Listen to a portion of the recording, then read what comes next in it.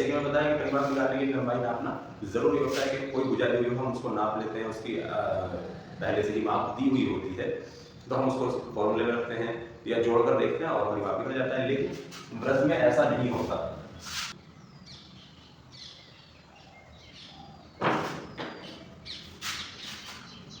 वृत्त में ऐसा नहीं होता।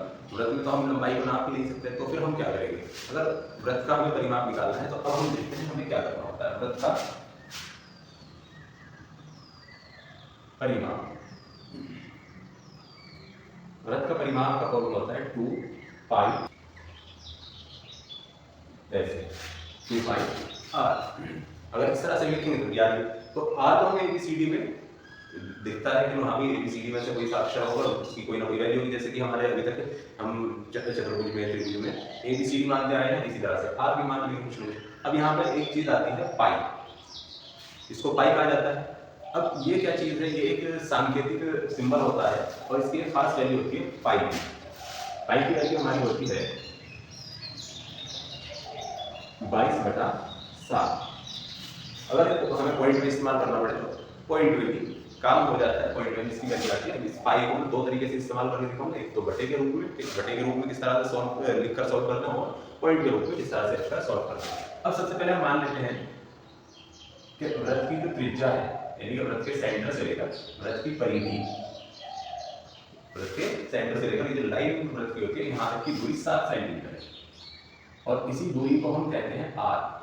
आर मतलब रेडियस। रेडियस को हिंदी में कहते हैं त्रिज्या। तो याद रखिए वृत्त का परिमाप भी कह सकते हैं और वृत्त की परिधि, यानी कि वृत्त का जो परिमाप होता है उसको परिधि भी कहा जाता है। अब सॉल्व करना शुरू करते हैं। आर की वैल्यू हमारे पास मौजूद है, पाई की वैल्यू मैंने अभी बताई रहा, इसकी वैल्यू हमेशा फिक्स रहती है, कोई चेंज नहीं होता। पॉइंट में रखनी हो तो पॉइंट वाली भी, और ये है तो अगर पाई बटे वाली रखनी तो बटे वाली भी, ये सेम ही रहेगी।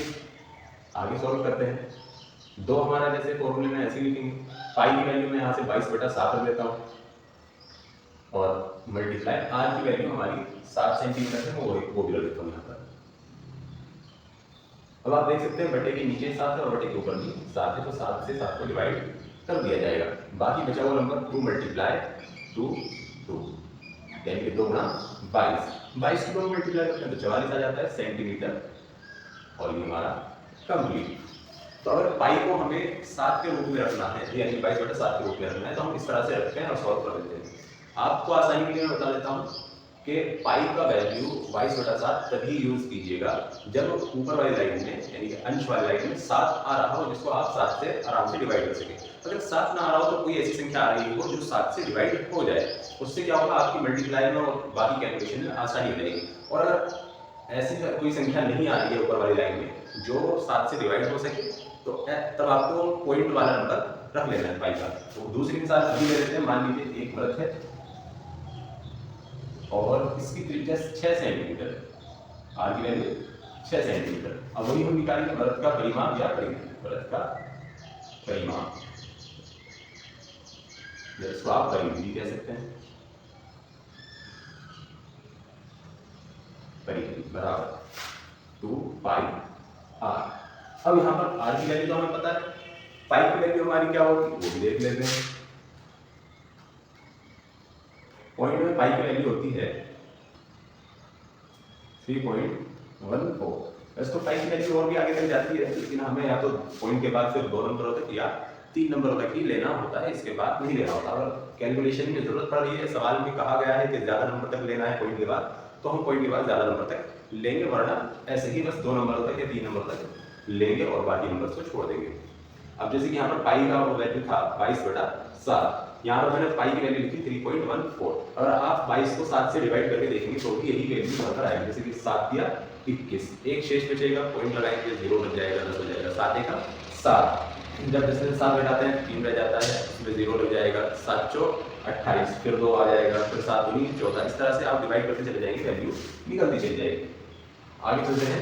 अब जैसे कि यहाँ पर आर की वैल्यू हमारी 6 सेंटीमीटर और पाई की वैल्यू 3.14 है, इसको हम रखेंगे और सॉल्व कर देंगे। 2 मल्टीप्लाई 3.14 मल्टीप्लाई 6, मल्टीप्लाई करेंगे 6 दूनी 12 12 की मल्टीप्लाई 3.14 करेंगे, मैंने 2 6 दूनी 12 12 चौक 48 48 का 8 हासिल को 4 12 एकम 12 12 और 4 16 16 का 6 हासिल को 1 12 दिया 36 और 1 37। तो अब हमारा जहाँ पॉइंट 2 नंबर थे पॉइंट के बाद हम लास्ट में भी वही काम करेंगे, तो पॉइंट के बाद 2 नंबर रखेंगे, तो हमारा आंसर आ जाएगा 37.68 सेंटीमीटर, क्योंकि भुजा सेंटीमीटर में दी गई थी रेडियस, तो आंसर भी हमारा सेंटीमीटर में रहेगा।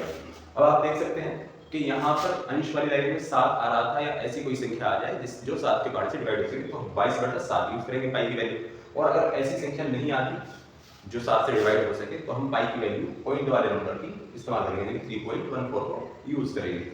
इस तरह से आप वृत्त की परिधि या वृत्त का परिमाप बड़ी आसानी के साथ निकाल सकते हैं। अब एक लास्ट और रह गया है हमारा, जिसको हम कहते हैं अर्ध परिमाप या अर्धवृत्त की परिधि।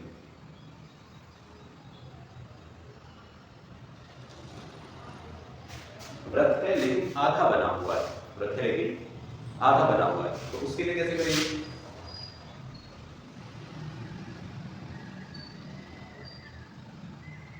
अर्धवृत्त की परिधि या परिमाप, इसके लिए क्या फॉर्मूला होगा? अब पूरे वृत्त के लिए तो फॉर्मूला हमारा 2πr, पूरे वृत्त के लिए फॉर्मूला था हमारा 2πr, तो आधे वृत्त के लिए हमारे पास फॉर्मूला होगा πr, यानी 2 हट जाएगा, फॉर्मूला आधा हो गया। लेकिन ये तो था सिर्फ इस लाइन का, गोलाई वाली लाइन का, अब आधे वृत्त में ये लाइन और बढ़ गई है हमारे, तो इसको और बढ़ाने के लिए हम क्या करेंगे? Plus 2r, πr plus 2r, इस तरह से हमारे अर्धवृत्त का परिमाप निकालने का फॉर्मूला बन जाता है। अब अगर हम इसको और थोड़ा सा स्टैंडर्ड तौर पर लिखना चाहें तो हम इस तरह भी लिख सकते हैं, 2 + π,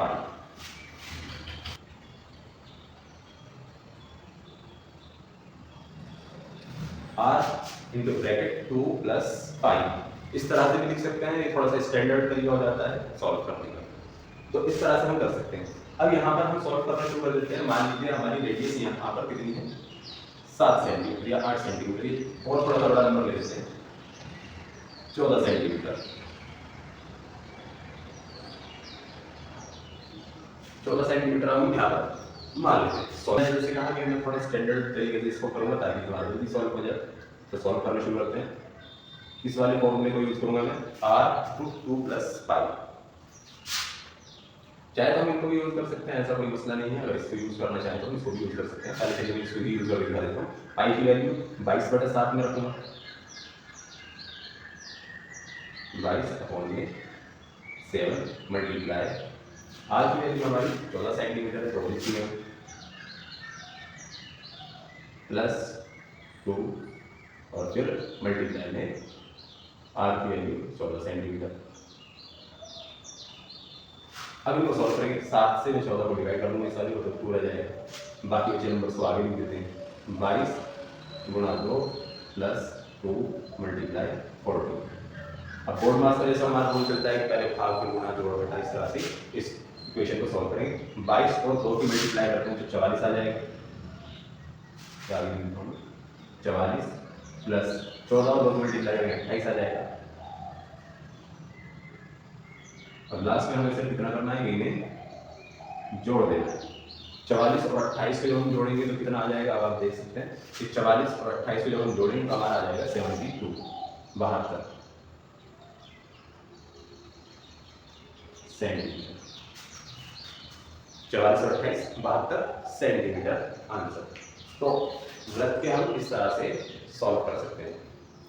तो उम्मीद है कि आप लोगों को ये सवाल समझ में आ रहे होंगे और फॉर्मूले समझ में आ रहे होंगे कि परिमाप किस तरह से निकाला जाता है, यानी कि वृत्त का, आयत का, इस तरह से त्रिभुज का, या किसी इनकी तरह की कोई सी भी बनावट हो, उनके लिए क्या क्या फॉर्मूले यूज होते हैं। और अगर फॉर्मूले यूज नहीं कर पा रहे हैं तो बेसिकली किस तरह से यूज करते हैं। याद रखिए, वृत्त एक ऐसा फिगर है, एक ऐसी आकृति है जिसको आप बिना फॉर्मूले के सॉल्व नहीं कर सकते। तो इसीलिए वृत्त के अलावा त्रिभुज हो, समांतर चतुर्भुज हो, समबाहु त्रिभुज हो, आयत हो, वर्ग हो, समांतर चतुर्भुज हो, ये सारे के सारे आप बिना फॉर्मूले के भी यूज कर सकते हैं। उसमें जितनी भी हमारी भुजाएं आती हैं उनको हम सॉल्व कर लेंगे, या इनको ऐड कर देंगे तो हमारा परिमाप निकल आएगा। लेकिन वृत्त में क्योंकि कोई स्ट्रेट लाइन नहीं होती है, इसमें सर्कल बना हुआ होता है, इसीलिए इसका फॉर्मूला यूज करना जरूरी होता है, इसको ऐसे ही नहीं बताया जा सकता।